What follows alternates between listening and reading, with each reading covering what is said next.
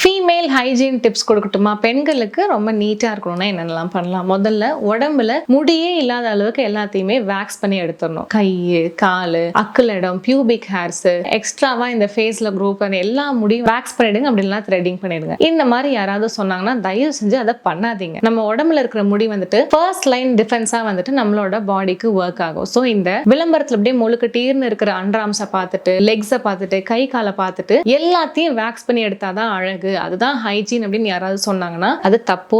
அதை நல்லா தெரிஞ்சுக்கோங்க. ஒரு பெண்ணோ ஒரு ஆணோ அவங்க உடம்புல இருக்கிற முடியை எடுக்கிறதும் எடுக்காதும் அவங்களோட ஓன் விஷயம் தான் இருக்கணுமே தவிர்த்து என் ஹஸ்பண்டுக்கு இது பிடிக்கலன்னு நான் எடுத்துட்டேன் மேம், நான் இப்படி இருந்தாதான் நான் அழகா இருக்கேன்னு அவங்க நினைக்கிறாங்க அப்படின்னா அந்த மென்டாலிட்டியை எப்படியும் நம்ம தலைக்குள்ள புகுத்திட்டாங்க. ஆண்களுக்கு வர மாதிரியான முடி அதுக்கு பேரு ஹிர்சுட்டிசம்னு சொல்லுவாங்க. ஹார்மோன் இம்பேலன்ஸ், பிசிஓடி, ஒபிசிட்டினால இதெல்லாம் நடக்கும்னு வச்சுக்கோங்களேன். செஸ்ட் ரீஜன்ல வந்துட்டு பாடி ஹேர்லாம் ஜாஸ்தியா வளர்ந்துச்சு அப்படின்னா அந்த ஹிர்சுட்டிசம் கண்டிஷனை எப்படி ட்ரீட் பண்ணலாம் அப்படிங்கிறதுக்கு ஒரு டாக்டர் போய் பார்த்து உங்களுக்கு இருக்கிற டிசீஸை வந்துட்டு நம்ம ரிவர்ஸ் பண்ற மாதிரி பார்த்துக்கலாமே தவிர்த்து நார்மலா அக்கல்ல வளர முடியும், கை காலில் வளர முடியும் வந்துட்டு மேண்டேட்டரியா எடுத்து ஆகணும் அப்படிங்கிற எந்த அவசியமே இல்லை, including pubic hairs. If you are comfortable with your own body hairs நீங்க அப்படியே இருந்துக்கலாம், எந்த பிரச்சனையும் இல்லை. இந்த தேவையில்லாத மார்க்கெட்டிங் டாக்டிக்ஸ் எல்லாம் பார்த்துட்டு அதுல இருந்து எடுத்து இதுதான் அழகு அப்படிங்கிற ஒரு மைண்ட் செட்ல இருந்து எப்படியாவது வெளியே வாங்க.